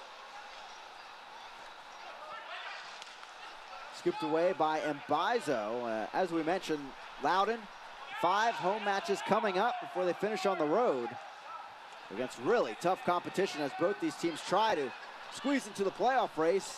maybe ahead of Birmingham down the line.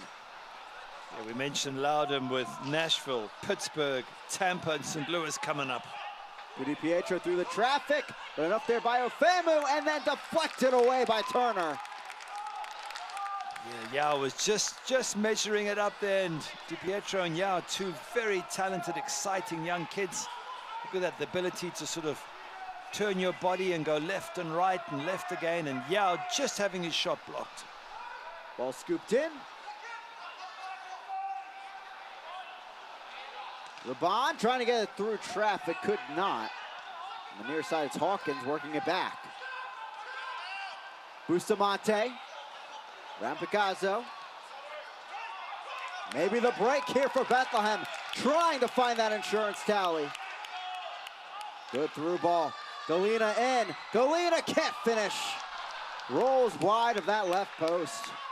That's a good chance for Galina, and he's got to finish those. Beautifully set up for him.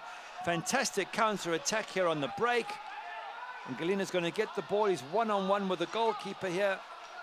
He's got to do better. Head up, and he just sort of toe pokes it wide of the post. You can see his teammates were annoyed because that was a chance to finish off this game. Chance goes a begging. Loudoun still alive and kicking.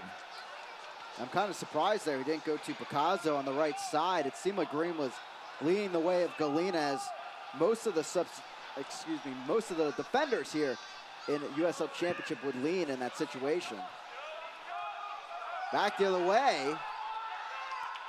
The flag stays down. Here's Bethlehem. Tiptoeing around, up and in. And there is the final tally, perhaps, as Galina does get his due. It's 4-2 Bethlehem.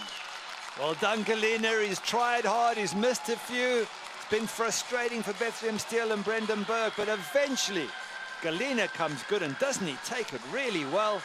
Cuts inside, dummies the defender, and smashes that into the back of the net. They beat the offside trap for the first time, I think, this evening. Cuts inside. He's got Borgelin waiting, goes round the goalkeeper and goes whoosh. I'll put that in the back of the net. And Borgelin's going, well, you could have passed it to me. I was free, but yeah, well, if you can score, fair enough. A really good touch there, a fake around Edwards, and Galina now with number 6 on the season and ties up with Ferris for the team lead. Well, Brendan Burke's got to be pleased with that, from 2-1 down at half-time to leading 4-2. And the similarity with when they met in the first part of the season is there are 6 goals, but then it was 3-3. This time it's more in Bethlehem's favor at 4-2, and that's on the assumption there are no more goals still to come in this match. Now a talking to as the ball was kicked away. Ball is retrieved though, and free kick will resume things here for Loudoun. Yao, Di Pietro, another good run towards the box, met by Willis. Goes down, and a 50-50 ball is ruled by Daniel Gutierrez.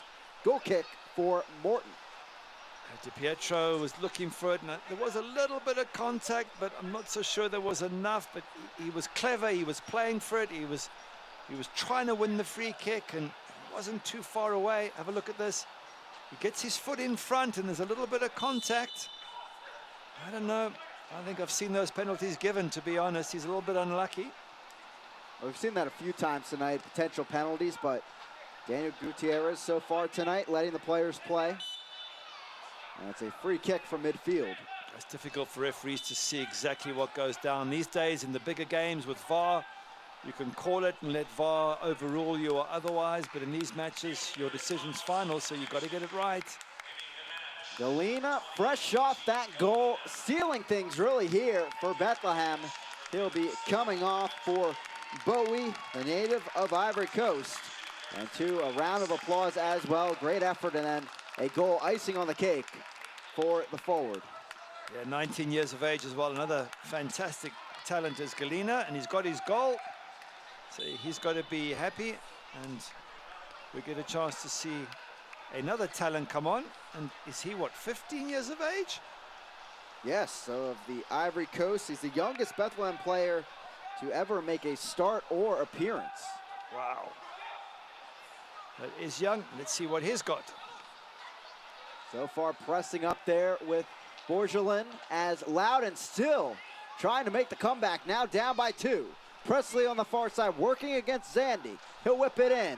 Dangerous ball volleyed away as Chambers was there for the defensive stop. Green. Still Green, centrally now. Bustamante. Presley on the far side, wide open, he will get it. Whips it in, deflected, and then off Ofemu. And Real getting a lucky hop, he'll get it back for Bethlehem. The time running up for Loudoun now. 2 goals they need to take a point away today. Wild. Past Chambers and a heavy touch with the left elbow on the turn. And this a clear free kick coming for Loudoun and a yellow card to the captain of Bethlehem. And Chambers having a go at some of his players, saying, you put me in this position. He's not happy. And his job to pass on the experience of how to hold on to a lead. Have a look here. He just put his arm out. He knew what he was doing. The professional foul, no question about that. And for Chambers, maybe a bit more frustrated as that yellow card will seal a 1-game suspension for him as he was on warning entering tonight. And they will be without Chambers, one of the key figures in this formation for the next match. If Loudoun could get one now, they might still have a chance of getting something out of this game. They're in a good position.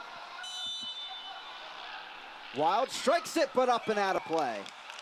It's a pity because Wild, with his goal early on in the match in the 2nd minute, was a wonderful strike. Another one hit the crossbar, fantastic strike. That one, just too much on that. Couldn't get it down, flies over the crossbar.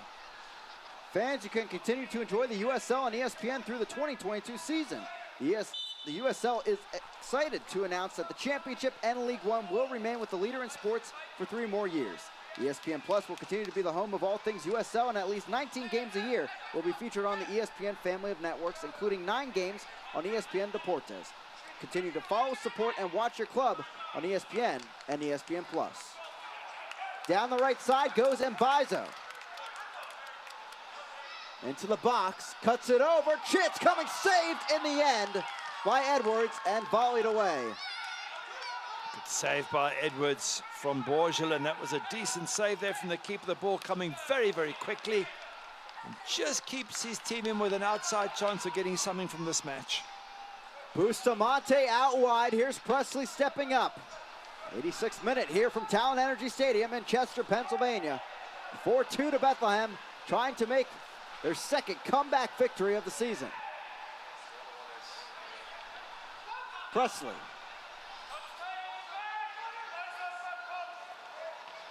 Ball whipped in, dangerous one, saved in the end. Oh, what a stop, point blank by Morton. As it was Loudoun on the doorstep as that ball fell by Ofemu. What a good chance here. Here's the chance at the one end. Keeper makes a very, very good save there from Borgelin, and then the other end it comes down, and Todd Martin makes an even better save from Loudoun. Great action at both ends of the pitch.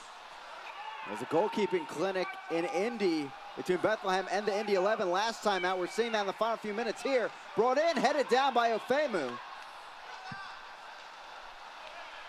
And here comes Bethlehem. Willis, Borgelin after it. Connor Presley causing so many problems on that right-hand side for Bethlehem Steel, whipping in crosses one after the other. It has that Bethlehem Steel defense scrambling. Yao. Gudi Pietro.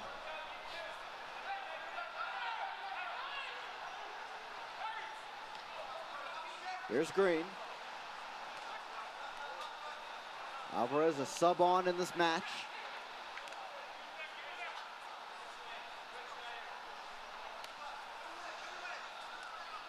Brought down, but a harmless attack there after all that possession for Loudoun.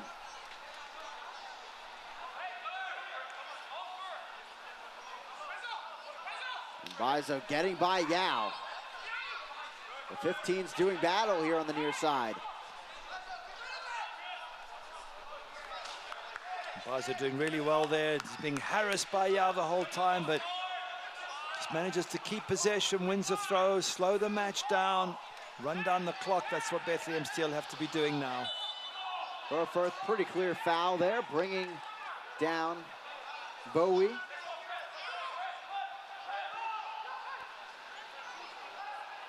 It really has been a fantastically entertaining game. There's 6 goals in total. Great goalkeeping saves. Picasso, great run there with the footwork. Brought down in the box. And that a pretty clear penalty. Hawkins called for it. And Bethlehem will be headed to the spot, looking to make it a 3-goal lead. Yeah, frustration for Loudoun in defense. Picasso, what a lovely little bit of skill as he ran. He touched it one way, then the other, tempting the defenders. He goes here. He touches it as Harry Hawkins puts his foot in. What a good penalty to win, no doubt about it whatsoever. And let's see who steps up to dispatch this one. It will, in fact, be Patrick Bowie. And Picasso stepping up to take it after he won it. Oh, sorry, my bad. You're quite right, it is Picasso. So we'll see if the 18-year-old can convert it. He deserves it. If you win the penalty, why shouldn't you take it? Bethlehem has a team 5 for 6 from the spot this season.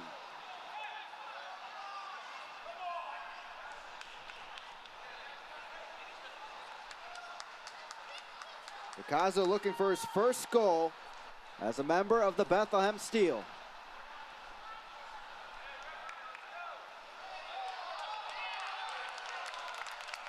And a red card is issued from the pocket just like that. And it looks like it's to Alvarez. I'm not sure what he said in that moment to the head official, Daniel Gutierrez, but it was enough for the red card. And Loudoun, if they weren't done here tonight, they certainly are now. This is where it's all gone a bit pear-shaped rather for Loudoun. 2-1 up at half-time and about to possibly go 5-2 down, then a red card. They really haven't had a good second half, have they? Picasso back at the spot.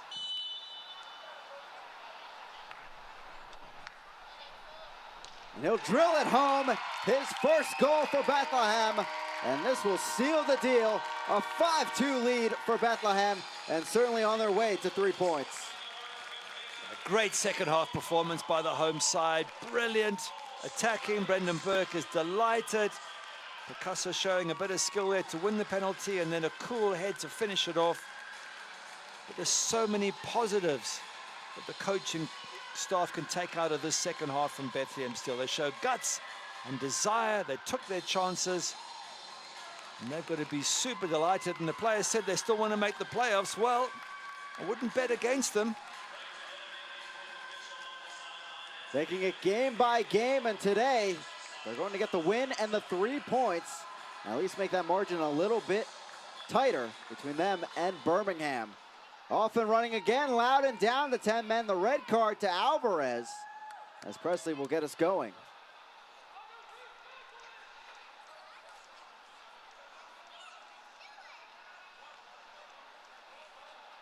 Presley stuck in the corner. Deflected off of Real, but the left back will get it right back.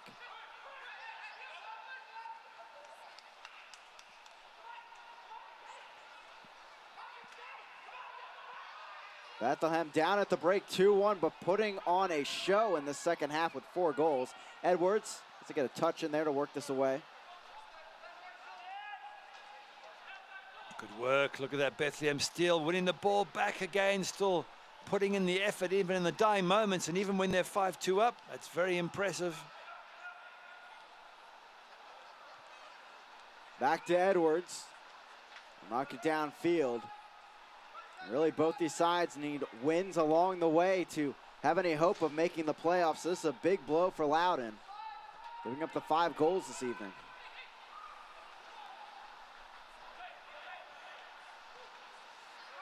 Knocked up and out of play. Next up, Bethlehem will be on the road at Tampa Bay, coming up on Saturday at 7:30. Tough match coming up for them, but also for Loudoun. 5 at home, but we mentioned how tough that stretch is. But we'll see if they can find some luck at Segra Field. It's a long time since Gordon Wild put them in the lead at 1-0 in the second minute, and they looked so good early on, Loudoun. Back behind Green on his attempted run. Judy Pietro cuts it back, good move there. Lofts it in, headed on, up and over the crossbar. Would have been offsides anyway. Good move there, and yeah, really should finish that off as the match is finished off. 5-2 Bethlehem, and yes, they did finish it off in this second half. 4 goals on the board, and icing on the cake from that man at the PK spot. Brendan Burke's side getting the 3 points, a huge 3 points, as they try to make the playoffs for a 3rd straight year. Coming up next, we'll have full match highlights and stats here from Talon Energy Stadium. 5-2 to Bethlehem.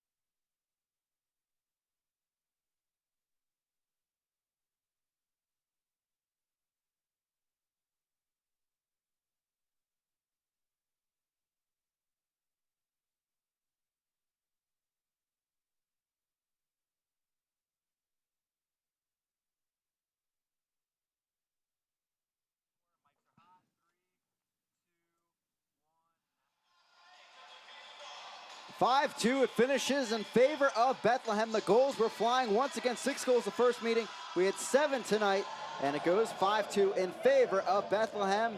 Now we'll take you through our full match highlights here from Talon Energy Stadium. And Gary, you can say goals, goals, and some more goals. Yeah, better not be the full highlights because there's so many of them. Even just the goals alone is enough. This is early on, poor defense from Bethlehem Steel. They just wouldn't get rid of the ball. They try to play their way out. There's pressure. Garay gets it, passes it to Gordon Wild. He has time and is given time to turn, and he slots it and smashes it into the back of the net. What a great start we had. A beautiful finish on by Morton, and Loudoun off and running, but it was Chambers and Bethlehem that would respond. On that right-hand side, Issa Ryan there with a good bit of skill, gets in, hooks it back, and eventually gets to Chambers. He whacks it in the back of the net. Doesn't take any chances there, doesn't miss those from 6 yards out. And they're at level pegging, 1-1. Bethlehem had to be the comeback team this time around. It was Loudoun last time they met, but Loudoun would get ahead as Murphy, their veteran striker, got one in.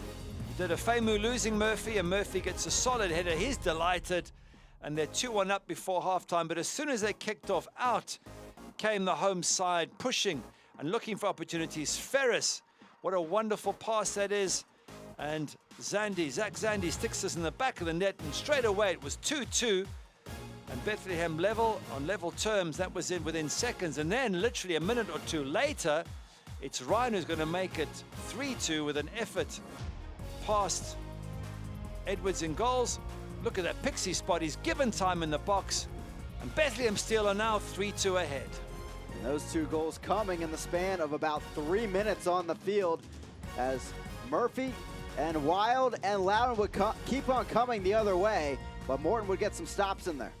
Wow, what a strike this is, and what a good touch from Todd Morton just to tip it onto the crossbar. And then Galena gets a chance here. He just missed an earlier one. This one he cuts in, He's wondering if he should pass it, decides not, and finishes it off himself to make it 4-2. Yeah, and Galena and the offense having struggles with the offsides flag here today, but not on that one. Picasso, brilliant skill, gets in there. Can we say he's an artist at work? Finishes off the penalty in style. And 5-2, well, you wouldn't have expected that at half-time, but credit to Bethlehem Steel for a fantastic second half. Shots on target, 10 for the home side, only 6 for Loudoun. I think that was crucial. And then a silly yellow card at the very end for Loudoun for Alvarez that probably was for saying something unpleasant to the referee, but either way, it wasn't the best of endings and not the best of second halves for the visiting team, Loudoun United. Yeah, very frustrating night for Ryan Martin's squad, considering they were up 2-1 at the break, giving up 4 goals in the second half. In Bethlehem, their press, their counterattack off and running in that second 45. Yeah, Loudoun didn't operate well second half, didn't take the pressure, made lots of errors, and in the end, I think one has to rather give credit to Bethlehem Steel for being absolutely amazing. What a good young team they are. So many players of 18, 19, even 17. It's wonderful to see. Some great up-and-coming talent on stage here tonight in Talent Energy Stadium, but it was the talent of Bethlehem Steel that got it done in the end. 4 goals in the second half. They take it 5-2 to keep their playoff hopes alive with 3 points on the table. I'd like to thank our entire crew. For Gary Bailey alongside me, I'm Chris Makoviak. Stay tuned for more USL Championship action on ESPN Plus through the end of the weekend. And have a great night, folks. This copyrighted telecast of the United Soccer League Championship cannot be retransmitted, rebroadcast, or reproduced without the expressed written consent of the United Soccer League Championship.